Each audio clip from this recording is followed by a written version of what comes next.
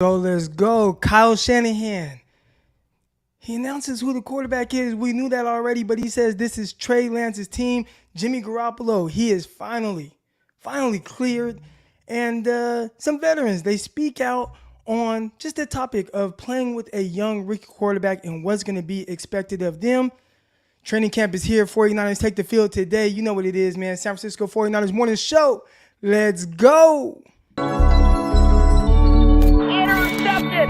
It is picked off by Aaron Crocker. Over midfield, he'll run it all the way into the end zone. Touchdown. Cross Talk TV podcast. Peace.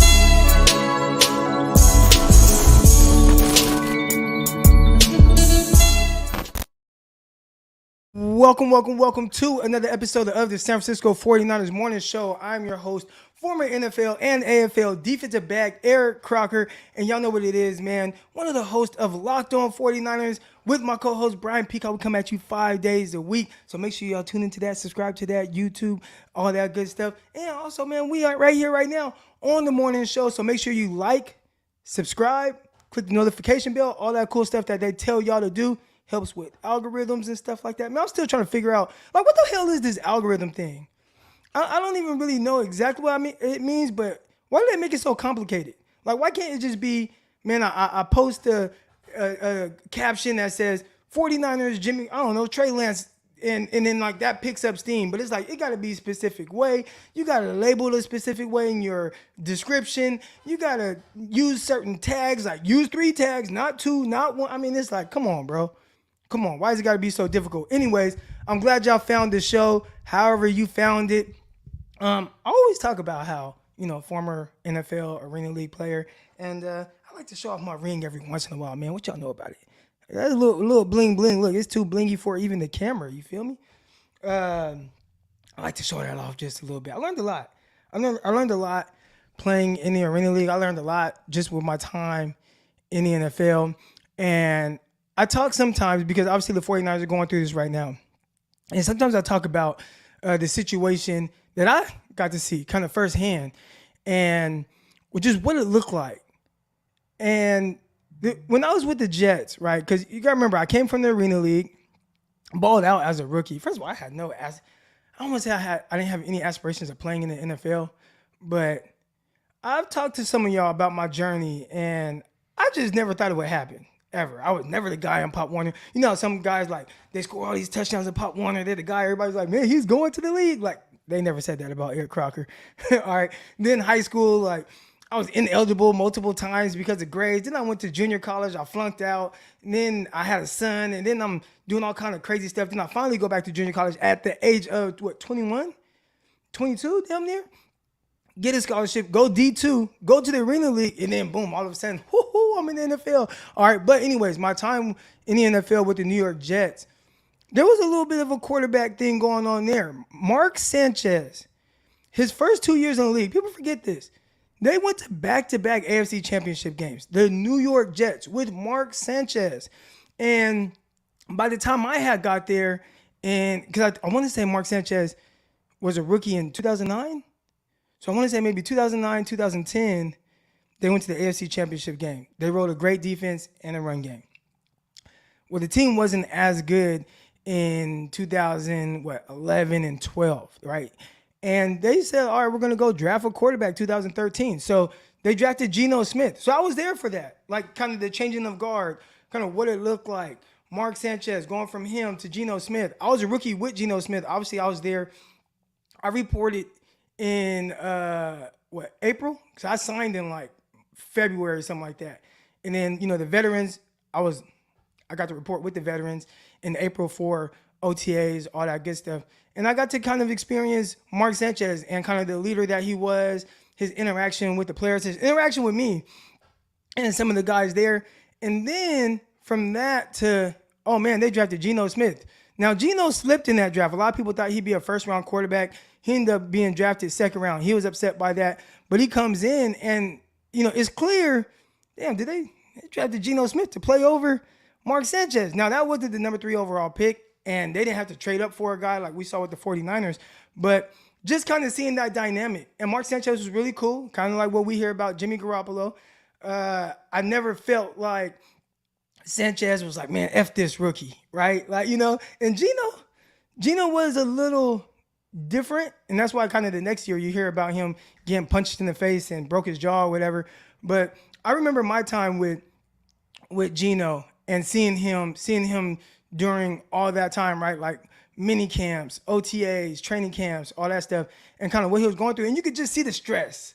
You could see the stress on a young guy trying to pick it up, trying to learn the offense, just trying to figure it out. He's in a huge market. Like the New York Jets, they are heavily covered, especially out there. And there were expectations. And I could see how it could kind of weigh on a young quarterback and how it could be a little tough. And I say all that to say, I saw a quarterback competition kind of play out right in front of my eyes. And now I see this 49ers situation, and I'm watching Good Morning Football this morning, and I see some of them talking about it. And they have McCourty on there. Shout out to McCourty. I say McCourty because I don't know which one it is, Jason McCourty or Devin McCourty. It's one of those. I don't want to be disrespectful, but they're twins. All right, but anyways, one of the McCourty brothers, and he talked about how it's a tough situation with the 49ers because for him, he always wondered what it felt like to have that like franchise quarterback for a lot of his career. He didn't have it. So this must be the McCourty that played in like Tennessee and stuff like that. And but he wanted to know, like, what did that feel like to play with a quarterback that's a franchise guy? And he brought up a lot of things that I don't even hear other people really bring up. And maybe inner circles and NFL, they talk and whatnot. But he talked about how you want a quarterback that's going to give you a chance. And he felt like, at the very least, Jimmy Garoppolo gave him a chance. In the 2 years that he started, they went far. And he said it like, he's not the best of guys. He talked about Jimmy Garoppolo at practice. Talked about how Jimmy Garoppolo, he's heard about how wasn't a great practice player, wasn't good, throwing the interceptions. But some of the guys he talked to as well would say, hey, he might do whatever. He might throw 3 picks in the game. He might throw multiple interceptions in practice, but he's a gamer and he's not shy of the moment. And now with the rookie, and this is from a veteran's perspective, and this is why sometimes, can a Deebo Samuel be disgruntled? Or I don't want to say disgruntled, but can he prefer Jimmy Garoppolo? Can a George Kittle prefer Jimmy Garoppolo? Not saying he is, or either one of those guys, but there is that element of, listen, I don't have this time to sit there and coddle this young guy and what goes into that. And listen to some of the comments of the veterans, guys like George Kittle, which we'll get into some of the things that he said. Obviously, Kyle Shanahan, what he said in the press conference. There is that learning curve for a young guy. And some of these guys are like, man, I don't want to go through it. I ain't had to go through it with Jimmy. I just knew every week we were likely going to win because of the quarterback that we had. So you hear people that are on these like way different kind of perspectives of this whole thing with the quarterback situation, where you got people that are super Trey Lance, super Jimmy Garoppolo. Then it's almost like they push down on the thought of the other guy, right? Like, nah, man, Jimmy Garoppolo, he sucks. Nah, Trey Lance, he never going to work out. And I would say you have to do what Kyle Shanahan said and kind of be patient with the young guy. And he has a good team around him. So clearly the message that Trey Lance is sending to his veterans is really kind of rubbing off on them, and you hear them taking on that, and they understand the challenge at hand. It's tough to win in the NFL, and it's even tougher when you have guys who haven't really played. All right, so let's get into some of these comments real quick. I got a bunch of notes. You see, I don't know if you're able to see all these damn notes that I have, but I'm going to go through the chat real quick. I went on a rant because I was just watching Good Morning Football, but I do want to start off by saying good morning to everyone. I see the flames coming in. Here we go. We got Raphael, 5 flames. If you're new to this channel, I like to do a health check, health and wellness check, right? I want to know how y'all are doing, man. If you're feeling great, 5 flames. If you're not doing great, you already know it. And I've given this opportunity to other people, man. DM me. You need someone to talk to. DM me on Twitter at Eric_Crocker. Message me in here. I'll give you my phone number. I don't care. We can talk about it, man. And I'm an open door policy, man. Anytime y'all want to talk, man. I appreciate everybody in here, and I feel like a lot of regulars in here, man. We're kind of like family. So we got the flames coming in. That's no accident. Everybody knows what time it is. 5 Flames, they're feeling great. All right, 5 Flames. We see Tyrell. He says, hey, Tyrell. I keep calling you Tyrell. My bad. Flames, Trey area. Here we go. We got Flames here. Everybody's excited. Bunch of Flames. Let's go. All right. Good morning. Good morning to everybody. And it is a good morning. I woke up. Good morning, everybody. Good morning, Peachy. And I woke up and I was like, man, I don't know. Do y'all ever just wake up sometimes and just be like, man, I'm just so blessed. And I looked out the window and obviously I'm building a gym right now and I see them out there working on it. I'm like, man, about damn time. But I don't know. I just felt good. And I hope y'all do too. I hope y'all got that feeling too. But if you haven't already, you already know, hit the like button, subscribe button, all that good stuff. Let's talk about some of Kyle Shanahan's comments. So if I'm not looking you in the eyes right now, it's because I'm looking down at these notes. Kyle Shanahan said, my first note is Kyle Shanahan looks tired already. Did y'all notice that too? Did Kyle Shanahan just look hella tired? I'm like, damn, like, training camp hasn't even started yet. This dude looks like he hasn't slept in a week. And I wanted to start with kind of Jimmy Garoppolo. It says, they were asked if Jimmy Garoppolo has expressed wanting to be released, right? Like, just kind of let me out of this situation. And if you kind of go back to the exit meeting, Jimmy Garoppolo was like, the exit press conference. Jimmy Garoppolo was like, man, it was nice knowing y'all. I'm out, deuces. And then the injury happened, or the surgery happened, and he's like, you're not going anywhere for a long time. But it was very clear at that moment that Jimmy Garoppolo understood the business aspect of what was going on here. He knew that it was going to be Trey Lance's time this upcoming year, and he said as much.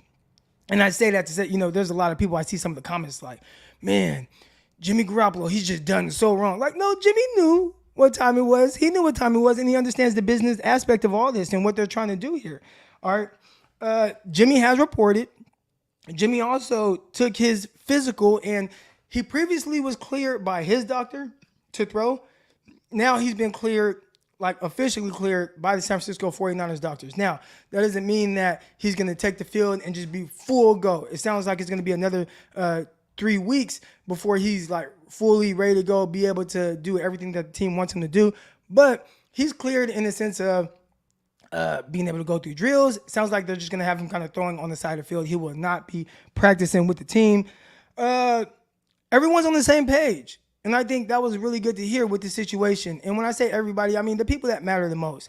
John Lynch, Kyle Shanahan, Jimmy Garoppolo. They understand exactly what this situation is and how it's going to play out. And what I took from that is, Jimmy, you know you're going. You know you're going. So let's just try to figure out the best way to go about this for both sides. And Kyle Shanahan continued to say that. He also said that, in so many words, the only reason Jimmy Garoppolo is still currently on this roster is because he had the injury. There were a lot of people that tried to speculate other things. Oh, he's here. They don't trust Trey Lance. Oh, they're trying to figure it out. They get time to see Trey Lance. They want to court. No. The only reason Jimmy Garoppolo is on this roster is because he had shoulder surgery. If it weren't for that, he'd be out of there. He'd be traded. All right. And in a situation that works for him. Listen, this doesn't do Jimmy Garoppolo any favors to be on this roster currently right now. If he could have had it his way, and there were a lot of people that thought he maybe got the surgery to kind of sabotage the 49ers. No, it doesn't help him. It only sabotages him, right? Because now he's still on the 49ers when he doesn't want to be. And he said as much on a podcast. He said, listen, the situation was tough, and I wouldn't wish that on my worst enemy. That lets me know right there, he's wishing that, man, I want to be somewhere else. So a lot of people, again, they think that he got the shoulder surgery to sabotage the 49ers with the timing of it. He would rather be on another team right now, getting paid and understand exactly what's going to be expected of him. Instead, he had the surgery, and he will be somewhere else, but he just has no idea. And that's not very ideal at this point in the I don't want to say offseason, but heading into training camp. All right. And I'll get to a lot of the comments, right now because I'm looking more at the camera. But everyone is on the same page. And Jimmy said his goodbyes. And it's very clear that he is currently on the 49ers only because of the injury. And I really appreciated Kyle being really open about it, saying, hey, we want to figure out what's going to work for Jimmy and ourselves. You know, they don't want to be selfish about the situation. If I had to guess right now, and they don't want to just release him, right? Because, and he said this before, a lot of people, I don't know why they don't take Kyle Shanahan at his word. I definitely do. When Kyle Shanahan says something, I feel like he doesn't say stuff just to say it. Talked about that a little bit yesterday on this morning show. But I feel like when he says something, it's like kind of listen to what he's saying, because he doesn't really BS you. And he doesn't come off as a BSer to me. He doesn't come off as a BSer to his players. They know when he says something to them, he means it. He's going to tell them exactly where they're at and where they stand with him and what he's expecting from them. We had Tabor Pepper on the Locked On 49ers podcast, and he said it like they have a certain standard, and that's what Kyle Shanahan puts on those players. He holds them to that with their preparation and everything about it. And when Kyle said, you know, whatever he said in the offseason about Jimmy Garoppolo kind of trading on what that stuff's going on, I mean, it was very clear. So they're trying to do what's best for the team, and the surgery made it harder. Kyle Shanahan said as such.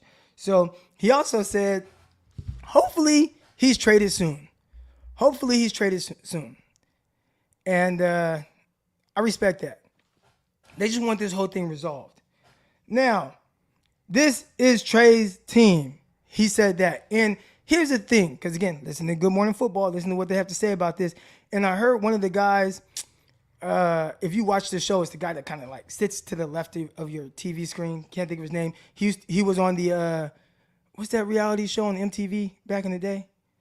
Gosh, everybody used to stay in the house on MTV. Anyways, The Real World. All right, one of the hosts used to be on The Real World. That guy, all right, played at like Princeton or something like that.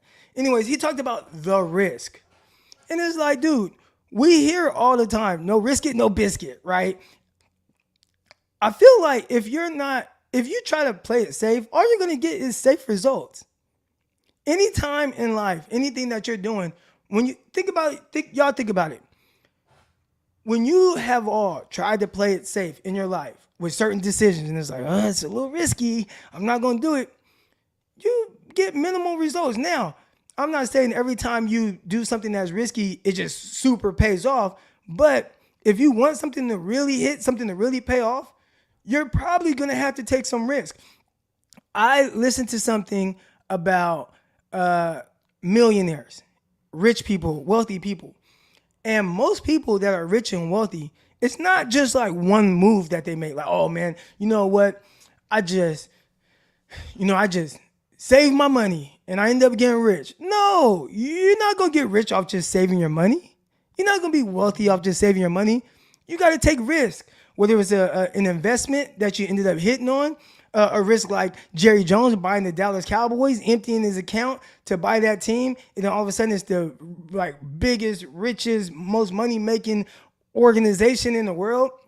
Right? Maybe there's a soccer team that's worth more money, whatever. But you get what I'm saying. One of the bigger brands in the world. Like, it takes risk. I got this big-ass gym I'm building, almost 12,000 square feet. That's a risk, right? But the payoff of what it could be when I quit my job to do all this, it's like, okay, it can work. But if you don't take the risk, you ain't going to get it. So I heard Kyle Brandt, like, it's risky to go from Jimmy Garoppolo to Trey Lance. And it is. But what's the payoff? Right? You look at Jimmy Garoppolo, and they could have played it safe and continued to go with him.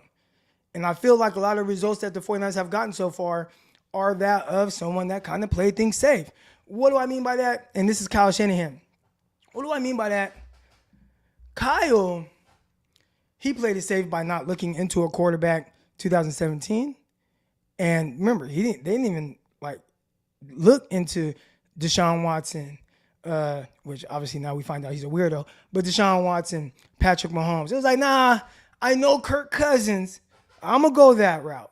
All right. Obviously, they ended up trading for Jimmy Garoppolo. Now, at one point, and again, playing it safe, I get it. I probably would have did the same thing at that time. I've kind of changed. 49ers have taught me to change the way I think. But anyways, Tom Brady, 49ers, coming off of his Super Bowl appearance. I get it. I would have stayed with Jimmy Garoppolo too. Oh, man, he's just coming off of an ACL. This isn't the final product of Jimmy Garoppolo. He's only going to get better. Hey, man, you can have Tom Brady. Nah, like, we're going to stay with the younger guy, right? They played it safe. I get it. But ultimately what the payoff is Tampa Bay got a Super Bowl. 49ers have not.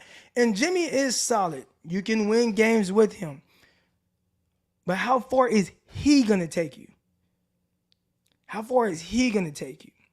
And that's the situation that they're in now. So, yes, it's risky to go with a guy like Trey Lance. Inexperienced. Hasn't played a lot of football. But you see the upside. You see the ability. You see the talent. You see the mindset. You see the hard work. You see the dedication. If you feel like he has those traits, then you do whatever you can to bring him along. So, I say all to say, I'm listening to the guys talk, and I hear George Kittle. And George Kittle clearly understands the assignment. The assignment is protect Trey Lance at all costs. We understand that he's young. We understand there's going to be ups and downs. I heard Kyle Shanahan say that too. There's going to be ups and downs. You have that with vets. You're definitely going to have that with a young guy who hasn't played much. So what do? Hey, I'm going to count on you. All right. And when I say you, I'm counting on the veterans.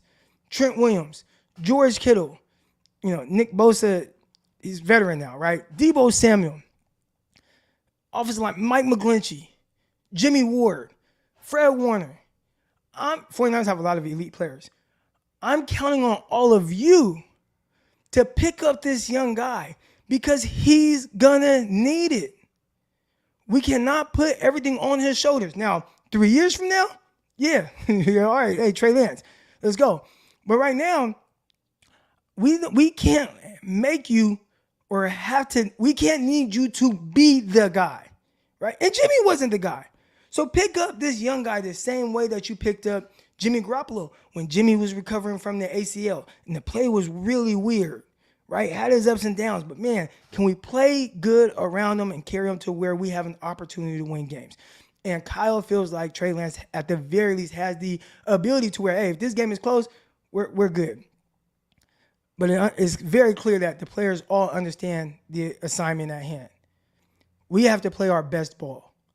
And if we do that, then there's a chance for this young guy until he can do things a little bit more on his own. But he's probably not going to be there yet. Not yet. Not in his first year. And it's crazy because I hear all these, oh, man, if they don't do this, it's a failure. If they don't make the play, if they don't do this. And I'm like, I get what you're saying, but I never looked at Trey Lance, the trade for him, or anybody, right? Like drafting Trevor Lawrence or Justin Fields, whatever it was. Hell, trading up for Josh Allen. Remember, the Bills were in the playoffs the year before they drafted Josh Allen. They ended up getting Josh Allen. They missed the playoffs. I never felt like the Josh Allen pick was for that year. A team that was coming off of a playoff appearance with Tyrod Taylor and goddamn Nathan Peterman, right? And they took a step back to take 3 steps forward. Now, every year, and again, everybody's not going to win the Super Bowl every year, right? But every year, and I like this, every year, Buffalo will be pegged as one of the favorites to win it every year. Why? Because of who they have at quarterback. Now, whether it happens, it might happen once or twice in Josh Allen's entire career. But to feel like every year I have a legit opportunity because who I have behind that center or under center, whatever you want to say. I like that. And that's what you hope Trey develops into. But maybe he's just not there now, right now. Remember back to the Seattle Seahawks. And this is 2012 when they drafted Russell Wilson? They ran the ball with beast mode and they played great defense. And hey, we got to work to bring this guy along. Now, he hasn't won the Super Bowl since, you know what I'm saying, since those first few years. But you understood like what they put on him and how to try to, okay, we're not going to throw everything on this young guy. We got to bring him along. I think they did a terrific job of that. I think that it took a couple years for him to really kind of come into his own. And I think it's going to be the same for Trey Lance. But early on, these guys clearly understand the assignment. All right. He said Kyle Shanahan talked about last year with Jimmy Garoppolo and how he helped Trey Lance. And he's like, look, it's tough to go through ups and downs with a rookie. And he said there were times where we looked and we're like, can he play? Can he start right now? And then there were another games, practices where he's like, now he's a rookie. And he saw that throughout his rookie year. Saw it, like, of course, right?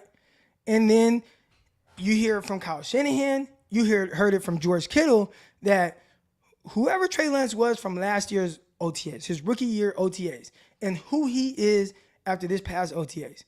He is much better. George Kittle was confident in saying that. Kyle Shanahan was confident with saying that. And Kyle Shanahan also said, listen, it's not the finished product yet. But he's much further along than where he was last year. And when you have this young quarterback, that's what you want. That's what you want. Is he getting better? And that's what I'm looking for. So I think a lot of people they're putting a number of wins on if it's worth it or whatnot. And I never felt like that. Again, maybe I just look at it different, but I always felt like, is he progressing? By the time he finishes his first full year, do you feel like, you know what, this is the guy, he just has to do X, Y, Z? There's a few guys on Twitter that go out of their way to, I don't want to say bash, be critical of Trey Lance. And one of the guys called it analysis. And I'm thinking like, that's not analysis, what you're doing. Analysis would be this. You know what? I wasn't very high on Trey Lance coming out. There were certain things where I felt like he needed to improve on. Can he improve on those things? Maybe I saw it hit and miss as a rookie. I think he needs to improve on X, Y, Z. If he does that, he could be good. If he doesn't, he might not. Like my analysis on Danny Gray, right? Danny Gray, I know he's a speedster. I think he's solid after the catch. He leaves a lot to be desired through route, freeing himself up, using the threat of his speed consistently, being quicker off the line, moving the defensive backs. If he can learn to do those things, then he can be a top-notch receiver. He's not there yet. He has a lot of room for growth. That's analysis. And that's how I felt about Danny Gray. Never bashed him. Now, you might look at my breakdown and it might come off as bashing, but I'm not. I'm just saying where he's at. And these are the things he needs to improve on to get better. If you do that with Trey Lance, then okay, I get it. I feel like we don't even get that. It's just, it sucks. He's a bust. It's like, okay, can we watch the guy? Can we watch the guy? But open dialogue with Steve Young and Trey Lance, I really like that. Steve Young talked about, him seeing the field well, understands it, being able to process things very quickly. Now it's just being able to process things and then execute the throws and things like that. When the game slows down, even more probably will. Kyle Shanahan talked about the processing as well, where it was something that he saw at North Dakota State, but obviously it's different.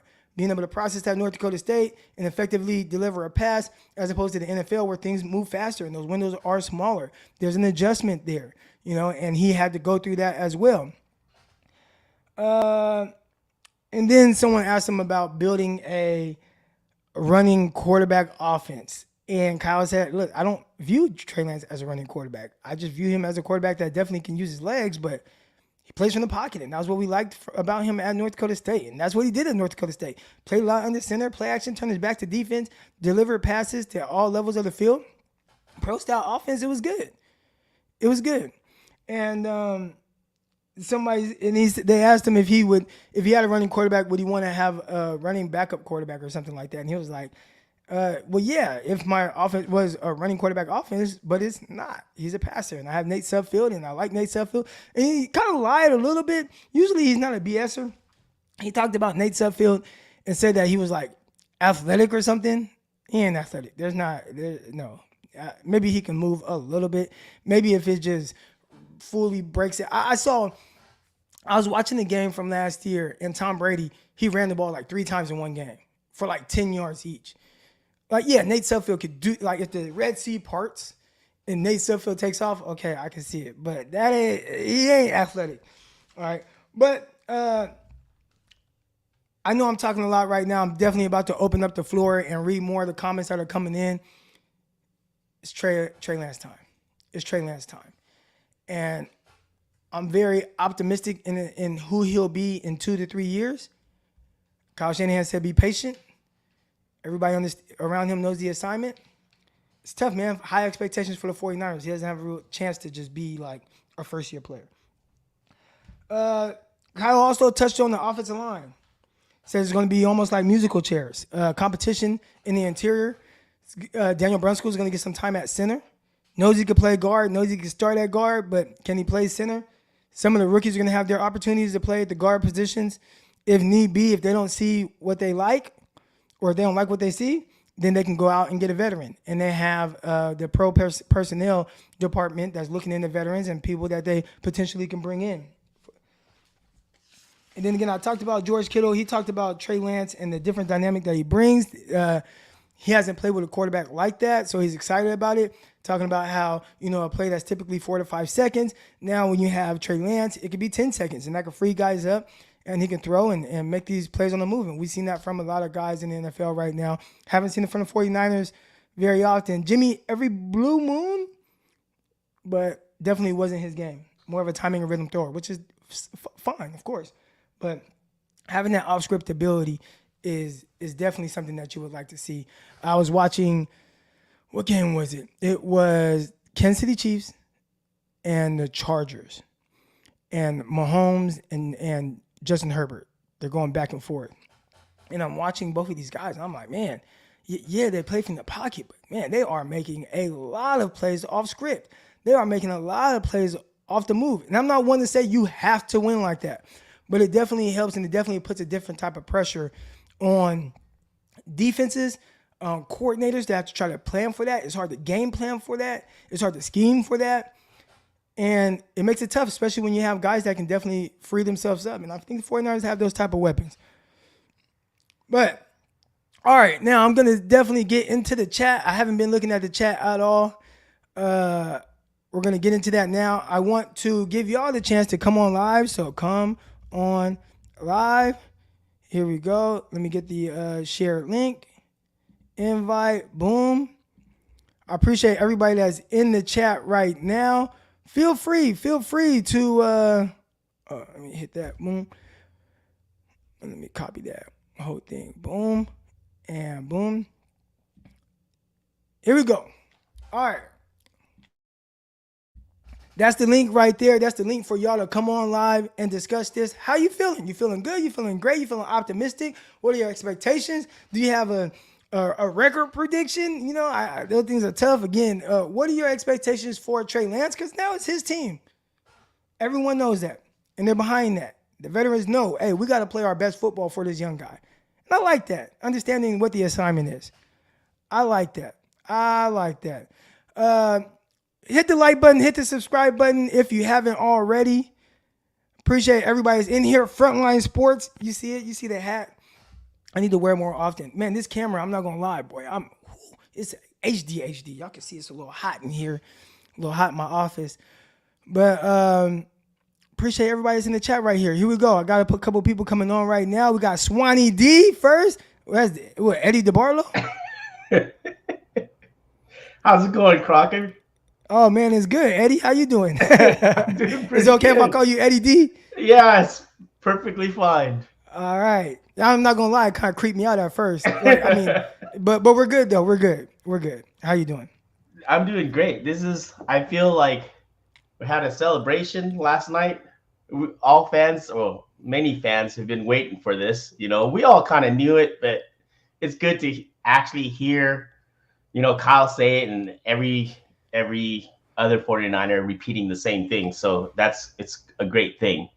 As far as you were talking about like expectations for Trey and what he needs to do. Hey, hold on. My bad. How are you doing this? How is your mouth and stuff moving? But Eddie D, how you doing that? Okay, so there's an app called Expression Camera. So it's just taking my phone. It's taking my camera, right? And then it superimposes. I put a picture of Eddie D, and then it does the rest. It's like Wow. It's pretty awesome. That's incredible. Imagine My what it's bad. I know gonna I be. cut off your point. I hope you didn't lose No, your it's train all of right. thought. Go No, I just imagine what it's going to be like in 10 years. It's going to be much better. It's going to be scary, ahead. Yeah, heck yeah. So, if you look at, this is kind of a different era, but Tom Brady's rookie year, if you guys all remember when Tom Brady won the Super Bowl, everyone thought this guy, I can't believe Bill Belichick brought this guy and won a Super Bowl with this guy because he didn't look very good. Come on, everyone knew it. First 4 or 5 years of Brady, he was considered a mediocre quarterback. And if you look at his stats, it says that. right? Right. It's not until like year 7 or 8 did Brady really come into his own. And then when he got Moss, that's when it went all crazy, right? Because like quarterbacks like Brady, he might not be the most talented, but he's got a chip on his shoulder and he works hard, right? And he's with a coach that knows how to build out a team, right? So it's like, I mean, look at Brady's first year starting. 2,800 yards, 18 TDs, 12 interceptions, 85 passer rating. The next year, a little bit better, 28 touchdowns, 14 interceptions, 85 passer rating. The year after that, 23 touchdowns, 12 interceptions. You know, and it keeps on going all the way up until year 8 for that. And then putting Brady, because he had all that success and time in the pocket, right? He became a master at it, right? Because not many quarterbacks are afforded that time, right? Because first of all, if you came in this league and you played your first 5 years and put up mediocre numbers and you're not really flashing that well, you better have rings. Because if you don't have any rings at that point, you know you're a project that's done. Like a team is more likely to move on at that point, right? If you're not flashing. And Brady wasn't a flashy player those first, like I said, 6-7 years. I mean, sure, he won the Super Bowl, but his first two Super Bowls were because of defense and the freaking kicker was the MVP. Right. Like, come on. So if you look at Trey in that light, I'm not saying that we're going to go win a Super Bowl, but that's a potential. That's one of the possibilities that can happen, right? I know other people go, oh, Niner fans are delusional. They think they're going to win the Super Bowl. Hey, it can happen. There's a chance for it. And what I'm looking for Trey, I mean, of course, at this point, I'm happy. I'm really high on all the hype and all that stuff, but we haven't played any games, right? Can I see us going? And would I be disappointed if they don't make the playoffs this year? Yeah, and I'll be disappointed as a fan if we don't make the playoffs, but I'll understand why. If Trey looks rough here and there and we just don't make it, a game or two we don't make it because it's football, I'll see how that goes. And I won't be, if all Trey needs for me to be is that he progresses from week 1 to week 18.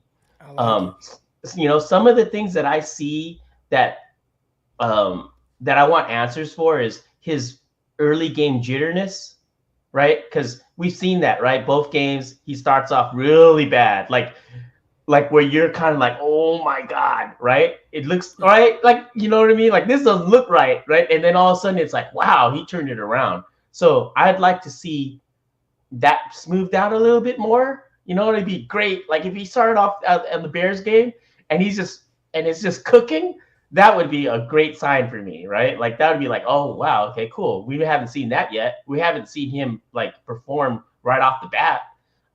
So that'd be cool. I also would like to see him more like decisive on when he's gonna run and pass, right? When right? Because we all know that he's always looking downfield, but at sometimes I think, like, if you looked at, remember Steve Young, like, he was really good at that, knowing when to run and when to pass and when to just bail out on the pass. Like, I get it to always be looking downfield because sometimes you'll make really big plays.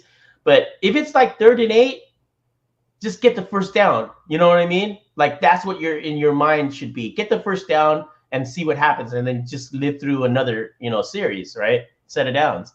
But yeah, man, I'm just happy. I'm so happy that this is finally here and we get to see what this is going to look like because I've been looking forward to it. And I have, like I've said before, like I haven't been this excited about a QB, in a long, long time. Right.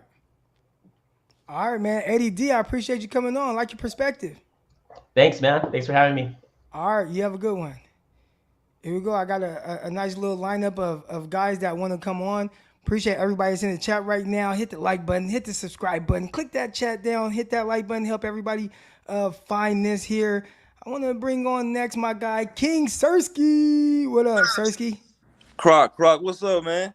Oh, man, I'm chilling. How you doing, bro? Man, doing good, man. Man, look, man. yesterday was a very exciting day, man. I'm so ready for this season, man. I'm so I know ready. you are. You already know, Croc.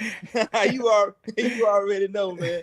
Man, I'm so excited, man. I'm so glad that Kyle finally said those words, man. That this is Trey's team.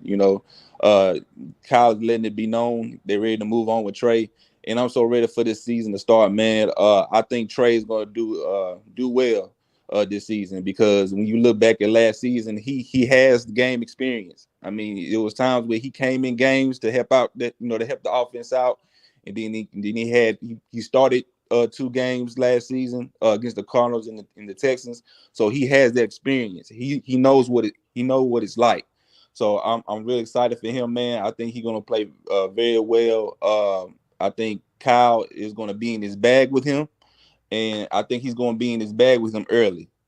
So I'm so ready for Trey, man. This offense is about to go to a whole nother level due to the fact that Trey Lance can also be a threat in the running game. That's something that we didn't have last year. Like when you have Jimmy Garoppolo as a quarterback, you already know he's not a threat to the running game. But now that you have a quarterback who's athletic, has the mobility, that adds an element to the running game because you And I already, also, real quick, I yeah, think that's something that Trey Lance needs to improve on. Like, we know he yeah. has the running ability. We saw what he did at the FCS level. And Hmm. so far, at the NFL level, obviously the game is really faster. You got guys that are, listen, when I got to the league, and I was a 4.55 type guy in the 40, Hmm. but I remember there were linebackers that were just faster than me. And I was like, what the hell? Like, how's this dude 6'4", 250 pounds, and he's faster than me? How's he beat me in this drill, right? So, thinking about it from like kind of that perspective, Trey Lance now he's not just the best athlete on the field. So I think and like I call him Eddie D because he just had the Eddie DeBartolo face, but Trey Lance does need to be like more decisive with what he's doing and take what you can get. Is he a guy? Obviously we're not going to mistake him for Lamar Jackson, but I definitely could see a scenario where he picks up 30 yards a game rushing, and if he could do 30 yards a game, which isn't a ton, but that's going to be more than enough to at least keep the threat of him being able to take off. Exactly. And you heard what Kyle said yesterday. I mean, Kyle already knows that he wants to develop Trey to be that guy that can throw from the pocket. But when there's times that when nothing's there, he can take off and get those yards. But Kyle said it yesterday, man. I mean, if it being in this system, you have to be a quarterback that can throw from the pocket because if you're always running around, you're not going to develop yourself as a quarterback coming from the pocket. So I think that if option 1 and option 2 is not there, Trey has the ability to bail Kyle out. Third and 5. He don't see anyone, hit that, get those yards and go to the sideline, immediately. Don't try to get extra yards. Just go to the sideline. You don't want, Trey Lance getting hurt and anything like that. So, I mean, just get what you can get. And I'm with that, man. And also, like, in the running game, when Trey Lance engages the football with those running backs, automatically DNs have to freeze up. I mean, they have to. They have to honor that because if DNs try to overplay it, Trey can keep it and get those yards, and that helps. And that's beneficial to the running backs. That's beneficial to Elijah Mitchell, Trey Sermon, TDP. When no DNs freeze up, I mean that's extra holes for the running back to take off because we seen that in the preseason game against the Raiders. When Trey Lance was engaging the ball to Mostert was getting those 15 yards a pop because the ends was just staying still because they didn't know who was going to get the ball. And that's just something that we can have now with Trey. And also, and with that successful with that can help Trey in the passing game. This defenses this year has to be honest. They just have to, due to the fact that he's a guy. It's 11-on-11 football now. So you have to honor this offense now. Defenses have to do that. No more stacking the box because Trey already shown that he could throw it all over the field. 10 yards, 15 yards, 20 yards downfield. He can make all the throws. So defenses have to honor that.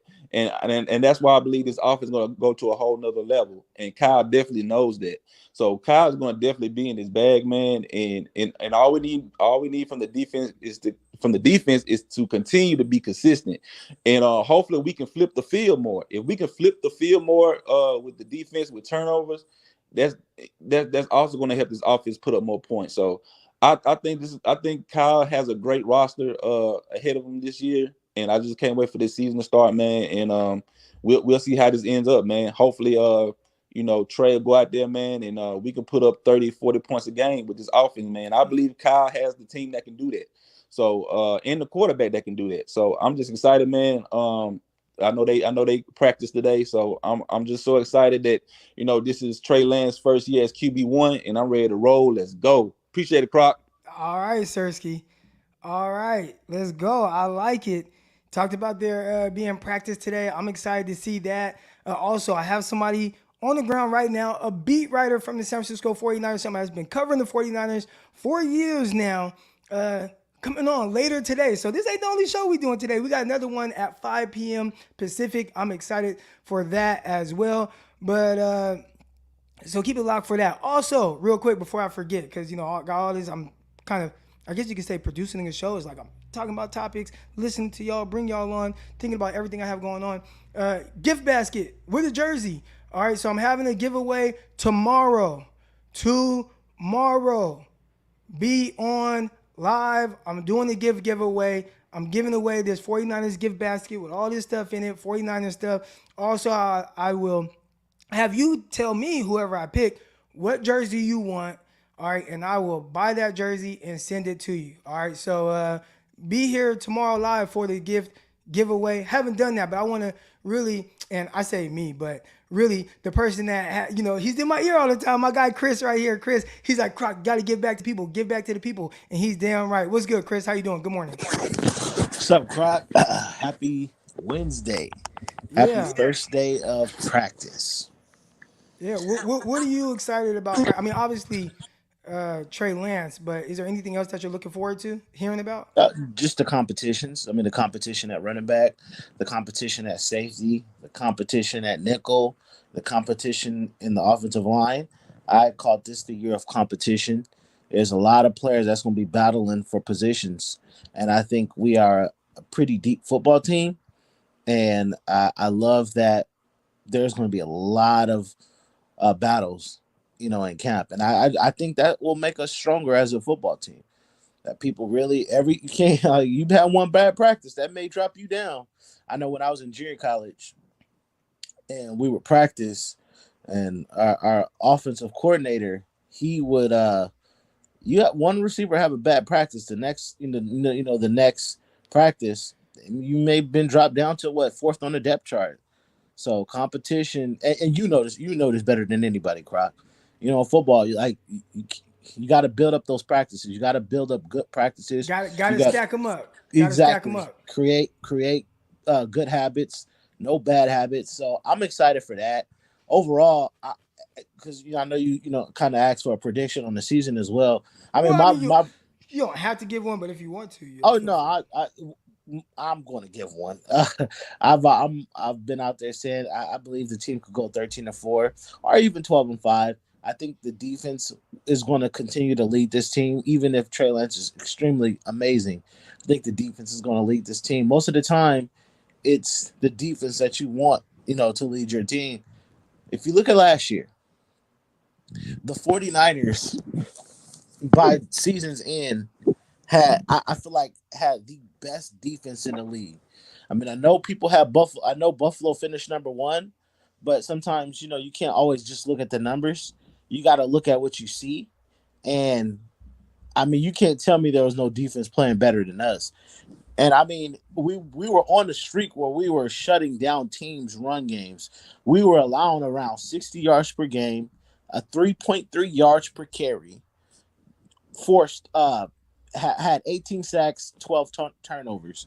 So I mean, our defense was really cooking, and so I think you want to have a defensive led team. And the reason why I say this is I think you already mentioned it about Russell Wilson, first year in the league. He had 26 touchdowns, 10 interceptions, ran for 400 yards.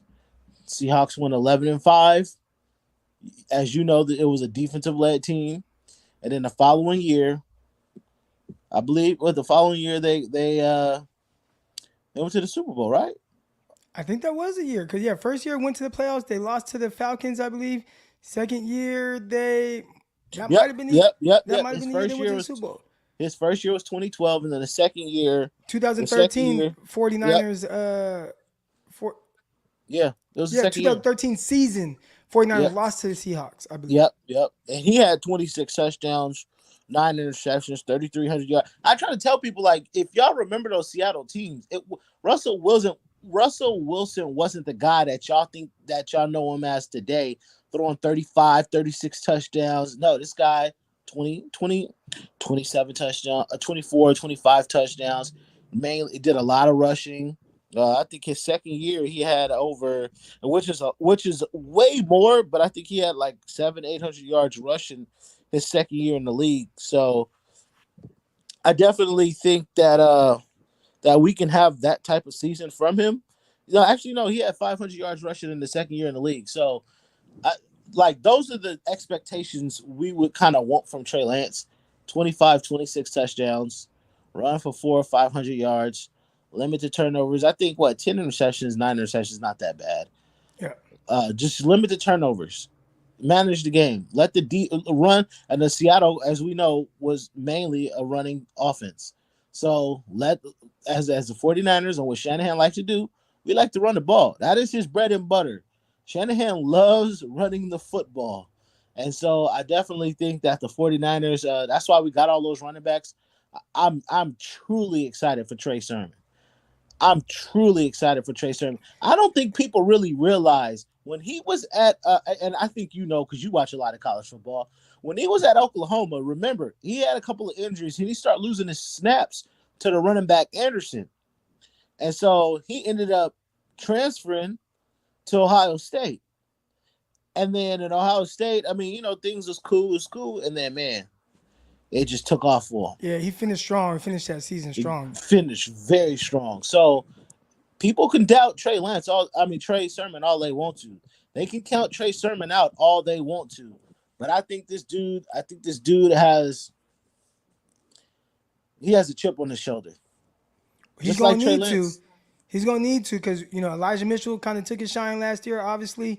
They didn't care for him. I heard Kyle Shanahan speak about him saying, by the way, they also drafted a running back 3rd round this year. But Kyle Shanahan talked about him. And I always say Kyle Shanahan, straight shooter. I felt like he had to fish a little bit for a compliment for Trey Sermon. And it's cool because, you want to hear it. And it's like the compliment that he said. And again, how much can he say about a running back right now? You won't know anything about what they're going to be able to do until they get the pads on. But he was like, oh, yeah, Trey Sermon. Yeah, man. He came back swole, man. He's jacked. You like to see that. Got his head on right. So, that's cool. But we won't know really until the pads come on. But Chris, I got to get to the next caller. Excuse me. Because I got to get out of here by 10 o'clock because I train some athletes. So 10 o'clock, excuse me, that's 35 minutes from now. So I'm going to get to the next caller, but I appreciate you coming on. All right, Croc, have a good one, bro. All right. Shout out to my guy, Sean. He said, shout out to you for making it from the Arena League. I have aspirations of playing Arena in Fayetteville, North Carolina. Your unlikely journey is crazy. All right, tell your story more frequently. I bring it up every once in a while. But, I'm really talking about myself a whole lot. But, yeah, it was cool. It was a great experience. It was fun. I had a great time. It was amazing being coached by Rex Ryan. Rex Ryan was dope, bro. He was dope. But, yeah, that was a great experience. I appreciate the contribution. I'll leave that up for a while. All right. Here we go because, I want to make sure that we have time for everybody. I'm going to bring on 3 guys right now that have been waiting patiently. All right. So, we got my guy, Medic Mike. Always love hearing his perspective. Gammon, all right, and Dion. All right, so we got all 3 of y'all on right now. And go ahead and, you know what? Yeah, no, I was going to add a couple more people, but I didn't want it to get too out of hand.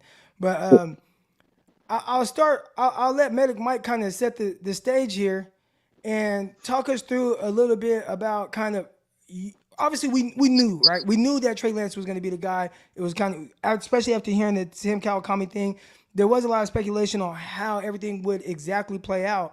But has it played out how you thought, and what are kind of your thoughts? And then I'll let Gammon and Dion go ahead and respond to him. First off, good morning, fellas. Great to see y'all. Good morning.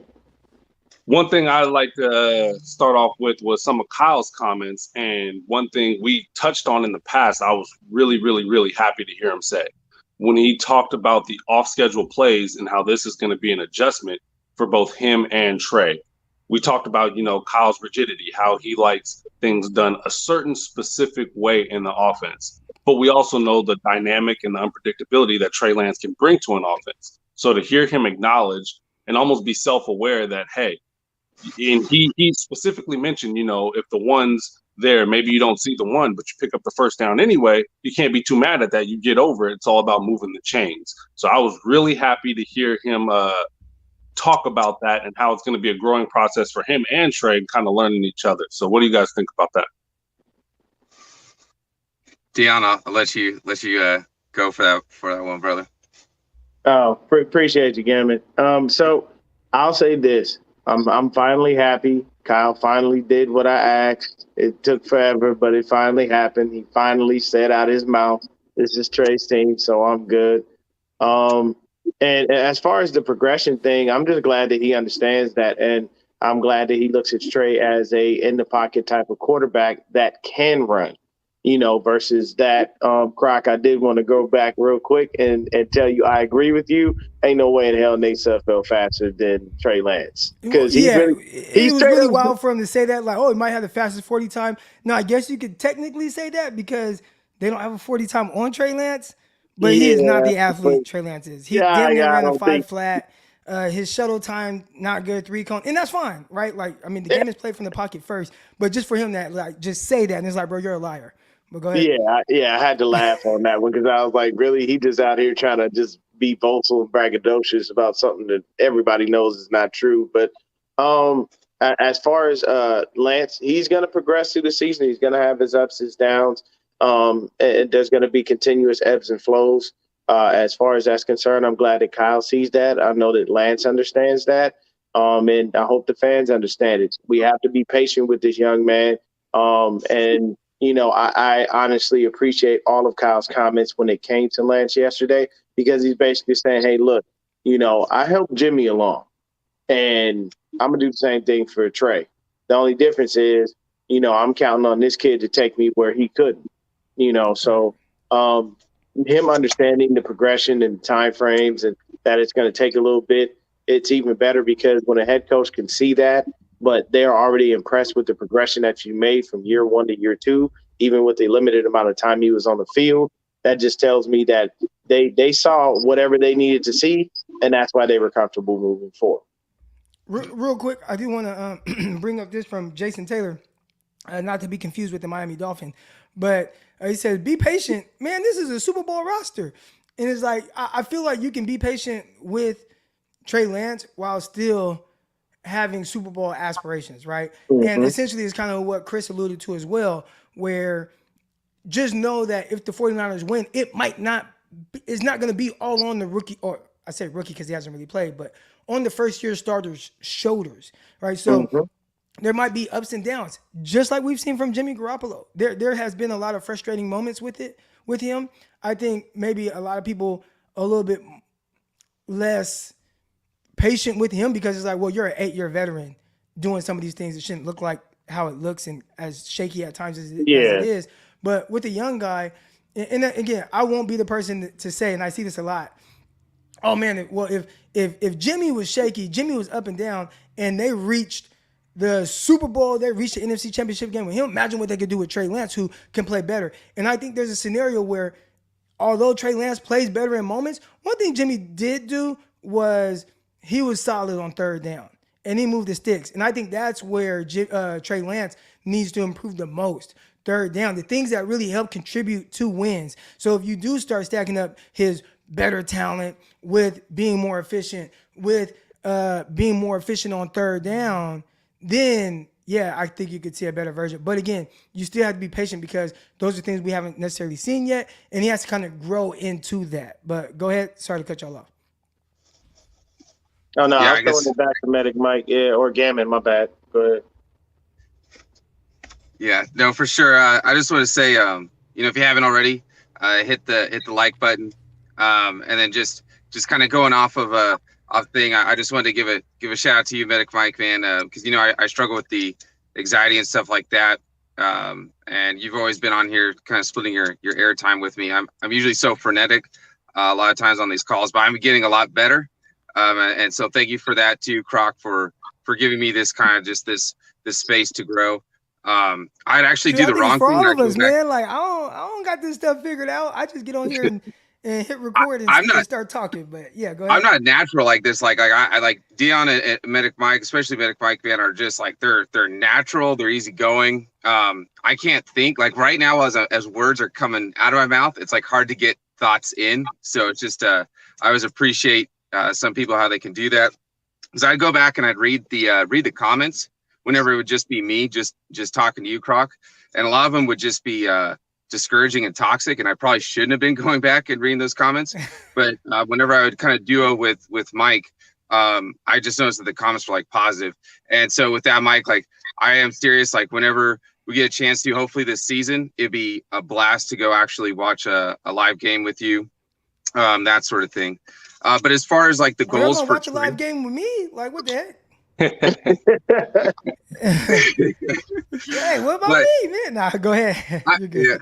No room for third wheels. I'm sorry, Croc. No, but I'm just joking. No, I mean, but the goals for Trey, I think, because there are a lot of like Patrick Mahomes comparisons. I don't think they're fair. But one thing I do remember Patrick Mahomes saying was that he noticed that he was really able to read a defense, and the switch went off. Not his first year starting, but midway through his second year starting. So it was really like his third year, because he sat that first year behind Alex Smith. Then he said, his first year, it was just, guns a-blazing, right? And then halfway through that next year, it was... Which is crazy because he won NFL MVP that year. But go ahead. Right. That was not the answer I was looking to hear. I thought it was going to go like, I picked up so much information, which he did from Alex Smith. And then that's why I was able to just, catapult and have the success that I did, which he did allude to, but he was like, but I wasn't the light bulb didn't go off until midway, basically through his third season, midway through his second year as a starter. And everything that I hear about Trey Lance is that this guy's not just smart. I mean, you have to obviously be smart if you're going to play the center position or the quarterback position, but this guy is a downright like savant. So my goal for him is, when I'm watching him is like, hey, it would be insane, absolutely insane, is after 16, 17 starts, the light bulb goes off before the playoffs. And this dude is, after one season, and you got to think about how insane that is.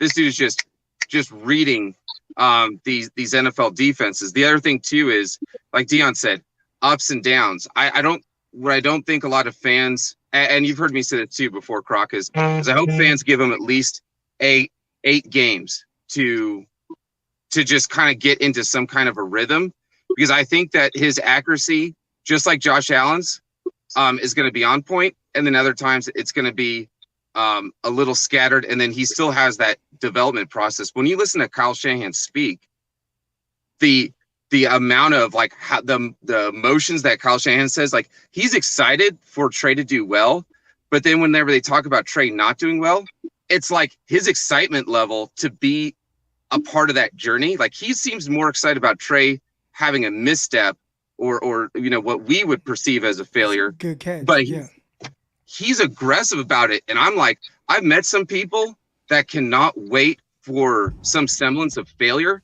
So in that way, then they can really push themselves. And that to me, like if I was not a 49er fan, I was looking outside, I'd be going like, man, that is scary, because that really tells you where his mind process is at and where he really believes that Trey can go. That's great stuff right there. And I think that's the key. He talked about kind of guys having to go through that process. And, Trey Lance isn't immune to it. I'm going to have to go through ups and downs. We saw some of it last year, and you just want to kind of see how he reacts. Mike, do you have any kind of rebuttal to that or anything to add to that? No, I actually think that's a great catch by Jim, and that's a great observation, because when you look at it, that being excited about that mistake and being excited about that growth, he's still so young. Kyle's excited for him to make that mistake. So, because that's the only way you're going to grow. You grow from your mistakes. You learn from your mistakes. And so that's really where you kind of see, okay, this is what he did. This is where he's at. Now, how is he going to fix that? How is he going to rebound from that? How is he going to come back and perform after that? Is he going to do it the first time Does it take 2 or 3 times? And from the little sample we've seen already, I've seen him improve within the game, within the same concept, where he missed the read, missed the check down, and then he comes back and then he improves upon that same concept within the same game. So just kind of alluding to everything you said, I think that's a spot on observation of Kyle. And I think that's why he's so excited for Trey to almost make those missteps. So not only he can coach him up on that, but so everyone else can see, like, this is what we're working with. I think he really wants everyone else to see what he's seeing in Trey. All right, man. But, man, guys, all three of y'all, appreciate y'all coming on. Listen, between y'all, everybody in the chat, we got to go to a game. Like, y'all got to go to a game. Y'all let me know. I'm for sure going to be at the away games. So I don't know if y'all got time to. I'm going to the Rams game. So if you going to the Rams game, I'll be there. I don't know if I'm gonna go to the. I probably will. I say I don't know, but I definitely plan on going. Like, I'm going to Chicago. I'm going to Denver. I saw someone ask, "Am I going to Seattle?" Yes, I'm going there. Am I going to Atlanta? Yes, I'm going there. So I'm trying to see if Underdog Fantasy can kind of fund something to where I can have my own little tailgate and do some Underdog Fantasy type stuff at the tailgate. I have a meeting with them today, so we're gonna discuss all that. Maybe get up with my guy John Chapman. I'm gonna call John Chapman when I get off, and he always does the 49ers go to rush thing, and I'm gonna see if we can do something together where we have a whole little tailgate kind of experience and all that. So if I do, y'all gonna have to join, man. But I appreciate all three of y'all coming on.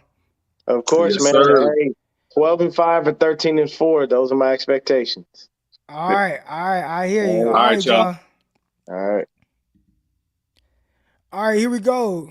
Got my last two guys coming on. Here we go. We got Andre. We got Tyrell. Hey, and Dre, don't think I forgot about you. I saw the Facebook message come through, and I haven't read it yet just because I want to make sure that I don't click on it because then I'll probably forget.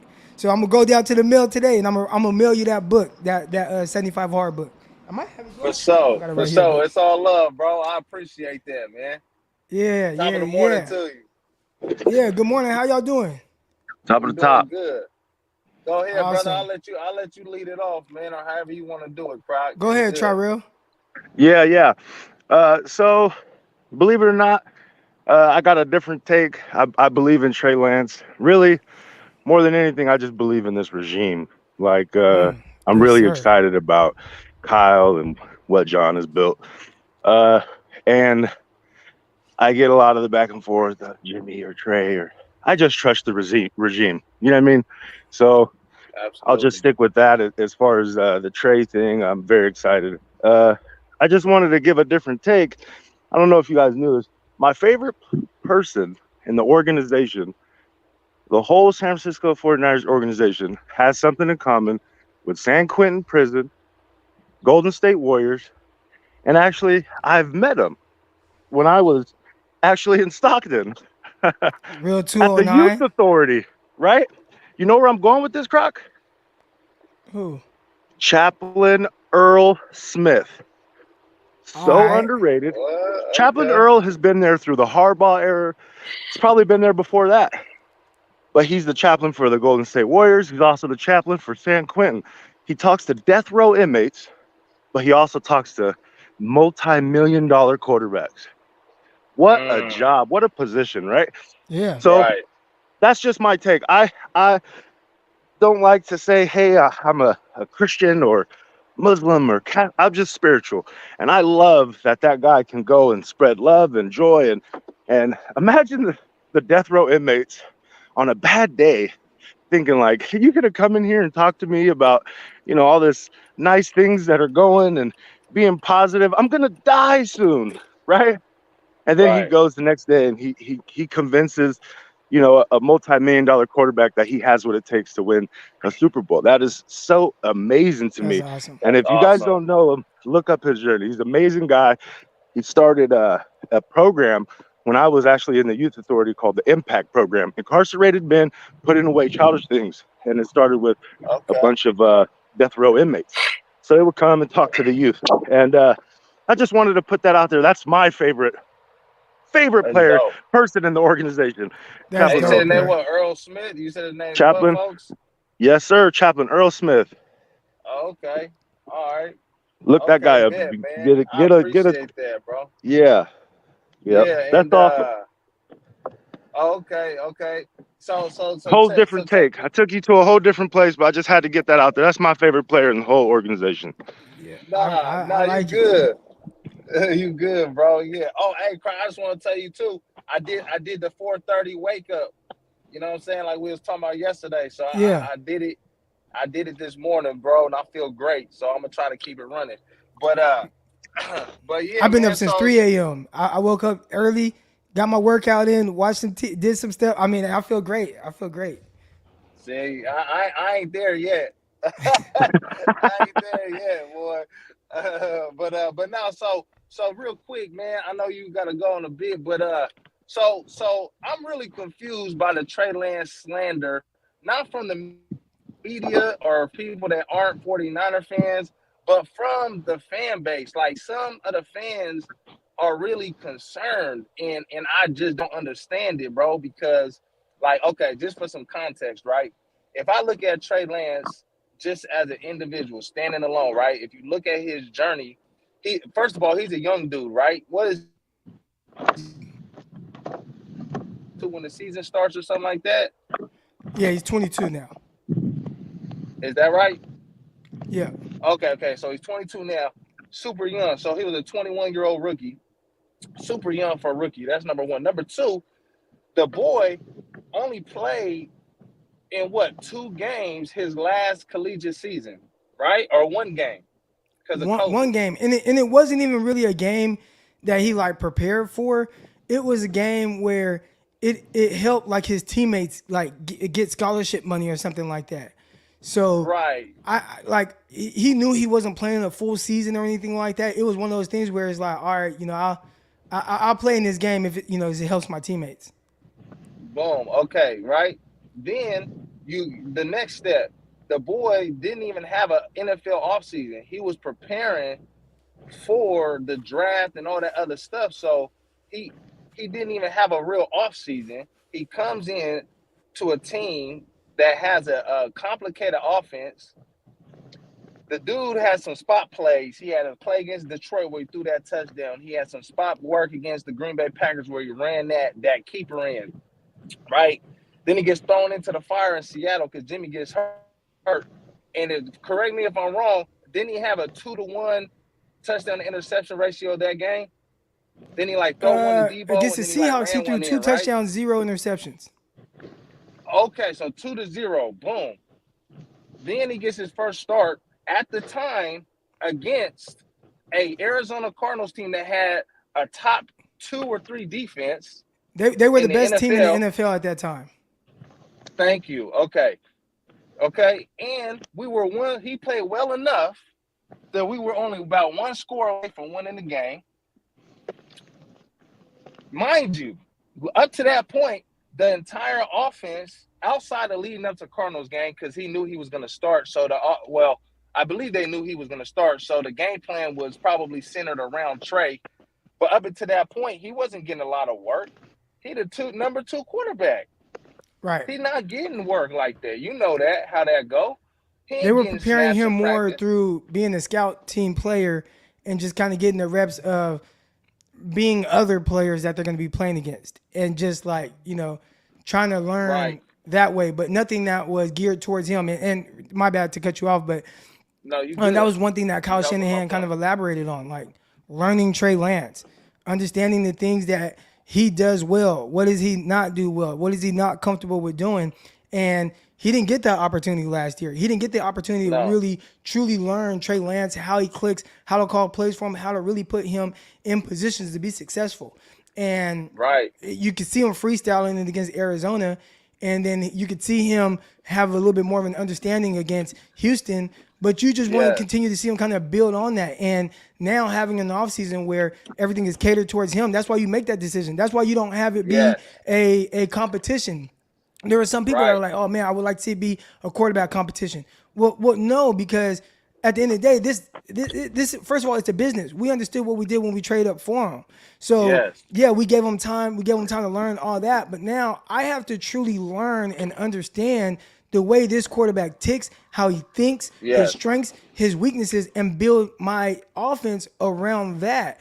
And again, I think when people hear that, they think that it has to be this offense that's run heavy or play. Like, nah, there's just certain things. The way that Trey Lance sees the field, Kyle Shanahan has to get comfortable with that and understand when to call plays, how to call them, and in turn, that's going to help Trey Lance be better. So that's a big advantage there. And again, I'm not saying that because he does that, it's just going to be lights out from the jump.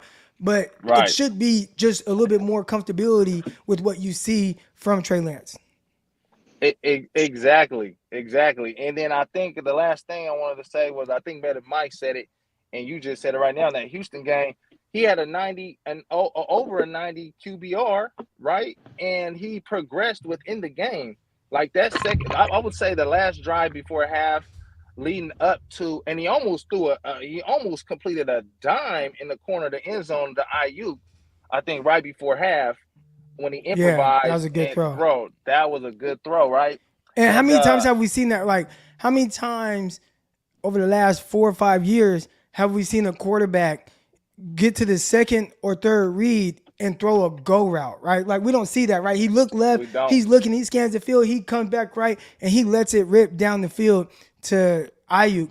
We typically don't see the 49ers throw go routes. I did see it in the Rams game by Jimmy Garoppolo in that playoff game, but outside of that, you didn't really see too many go routes. So I am kind of excited to see that. Just give your guy an opportunity downfield. Yes. He gave him an opportunity downfield on the post route where they call it pass interference. That's what you Right. want to see. You get some cheap yardage, so I like that. Absolutely, like man, absolutely. I like what Chris said too, where he was saying the year of competition or battles. I like that because iron sharpens iron. So I mentioned in the comments yesterday is our D line depth is something like nasty. You know what I mean? Our cornerback Yes. depth, I love it. Our running back depth, I love it. Like last year going into the league or the season, when Verrett went down, that was all we had. Like, you know what I'm saying? When Mostert went down, good thing Mitchell came in and took that mantle, but we were struggling there for a few weeks trying to figure out what we were going to do at running back. You know what I mean? So Right. I just like the depth. I am excited to see how the interior offensive line plays out with Brunskill. If he slides to center, I think that can actually help both guards on either side, right? Brunskill's played center before, and if you got two rookies next to him with Trent and then McGlinchey, I think that's pretty good. You got it's like experience, no experience, experience, no experience, experience on the line. So you guys could talk Right. to each other. You got two guys with experience next to you. I like that. It's the competition, like Chris was saying, is iron sharpens iron is a great way to say it. All right, but man, hey, I got to get y'all out of here. I appreciate both of y'all calling in. good. We know, hey, we're going to be right back here tomorrow morning going live and Yep. talking, kind of recapping training camp. Also, make sure, and I'm going to get you guys Yes, out of here sir. right now. I appreciate y'all, Andre. Andre, I'm going to ship that off today. Okay, sounds good, bro. All right, y'all. Make sure later on tonight, again, 5 p.m. Pacific, I have a beat writer coming on. Somebody that covers the 49ers that will be on the ground there at training camp. They're going to be on here live. We are definitely going to discuss kind of and recap training camp practice. For those of you who only tune into the morning show and like that, we're going to be right back here tomorrow morning to probably go more in depth. Tonight's going to be more about the beat writers just giving their perspective.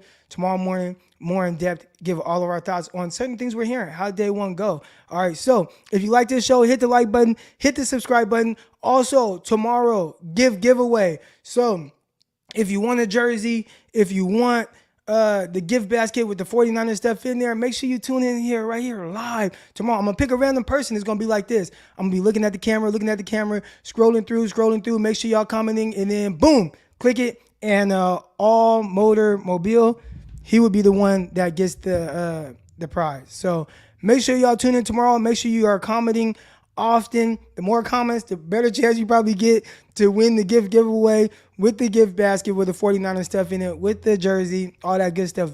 Before we get out of here, I want to thank my guy Swan Song with the contribution here. Going to be fun from here on out. Thanks for the show, Croc. Great to make your morning show again. So dang early for the West Coast peeps.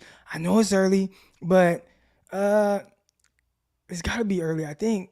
Why'd I do it early like this? Maybe I could push it back like 30 minutes. Not right now because I train the athletes at 10 for the rest of until school starts. But maybe I can push it back. Maybe I'll work on pushing it back to like 7 a.m. Pacific. But get your ass up, man. Wake y'all ass up. Get up early. Get going. Go to work. All that. Get your workout in. All that good stuff. I appreciate everybody tuning into the show. Hit the like button. Hit the subscribe button. And I'll see y'all later today. Peace. Intercepted.